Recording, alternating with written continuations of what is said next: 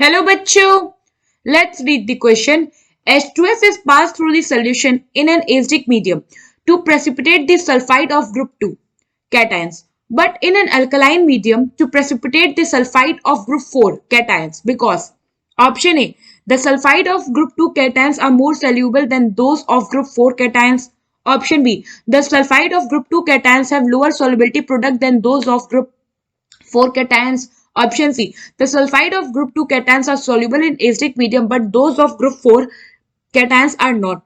And option D. The sulfide of group 4 cations are soluble in an alkaline medium but those of group 2 cations are not.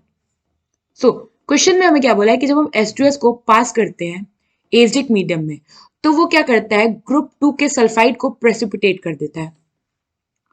But हमें अगर group 2 के अपने cations को precipitate कर देता है, but अगर हमें ग्रुप 4 के कैटायंस को प्रेसिपिटेट करना हो तो हमें अल्कलाइन मीडियम का यूज करना पड़ता है.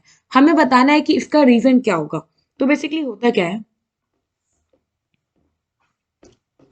कि जब भी हम अपने कोई हमारे कैटायन है, कैटायन के साथ जब हम H2S डालते हैं हाइड्रोजन सल्फाइड, तो ये क्या करता है उस कैटायन का सल्फाइड बना देता है. और ये जो सल्फाइड होता है हमारा प्रेसिपिटेट होता है. डाउनवर्ड साइड इंडिकेट कर रहा है कि ये एक प्रेसिपिटेट है ना. हमें क्या था कि हमें ग्रुप 2 के लिए एसिडिक मीडियम का यूज करना पड़ रहा है बट ग्रुप 4 के लिए अल्कलाइन मीडियम का यूज करना पड़ रहा है. तो बेसिकली होता क्या है कि जो हमारा KSP होता है यानी कि जो हमारा सॉल्युबिलिटी कांस्टेंट है,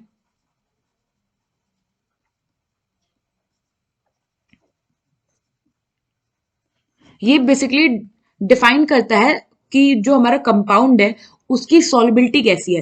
तो जो हमारा सॉल्युबिलिटी कांस्टेंट या अभी क्या KSP होता है, इसकी जो वैल्यू होती है ग्रुप 2 के लिए, सो KSP value of group 2 sulphide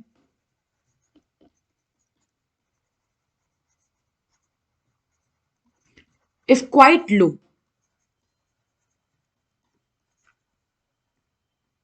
in comparison to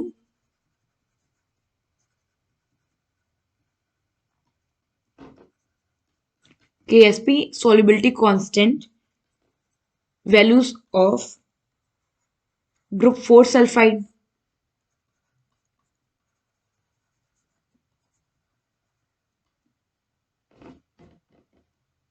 Now, अब इसकी solubility constant यानी कि जो soluble होने की टेंडेंसी ग्रुप 2 सल्फाइड की वो क्या होती है, कम होती है अगर हम कंपेयर करें इसकी solubility constant की ग्रुप 4 के सल्फाइड से. इसलिए hence they do not get precipitated in acidic medium.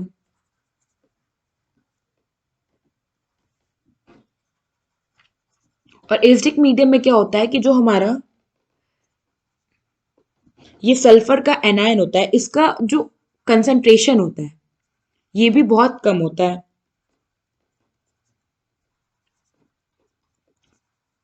Acidic medium में एसाइन जो हमारा एनायन है उसका कंसंट्रेशन भी कम है और दूसरा क्या होता है कि इसके सॉल्युबलाइज होने की टेंडेंसी भी कम होती है. इसलिए अपना ये जो हमारा ग्रुप 4 है इसके कैटायंस जो होते हैं अपना एसिडिक मीडियम में सॉल्युबलाइज नहीं हो पाते हैं. सो अगर हम अपने ऑप्शंस देखें तो पहला ऑप्शन क्या कह रहा है कि जो सल्फाइड होता है ग्रुप 2 कैटायन का वो मोर सॉल्युबल रहता है then those of group 4 cations. तो ये हमारा स्टेटमेंट गलत है क्योंकि जो सॉल्युबिलिटी कांस्टेंट है ये बेसिकली क्या डिफाइन कर रहा है, ये डिफाइन कर रहा है टेंडेंसी टू सॉल्युबलाइज, मतलब सॉल्युबल होने की टेंडेंसी ना. सेकंड क्या कह रहा है ऑप्शन बी में कि जो सल्फाइड होता है ग्रुप 2 कैटायन का इसकी लोअर सॉल्युबिलिटी होती है अगर हम कंपेयर करें ग्रुप 4 के कैटायन से. तो हमने देखा कि जो हमारा सॉल्युबिलिटी कांस्टेंट या कह लो सॉल्युबल होने की टेंडेंसी है वो ग्रुप 2 की कम होती है और ग्रुप 4 की ज्यादा होती है. सो यहाँ पे हमारा जो ऑप्शन बी होगा वो करेक्ट ऑप्शन होगा. आई होप आपको ये क्वेश्चन समझ में आया होगा. Thank you.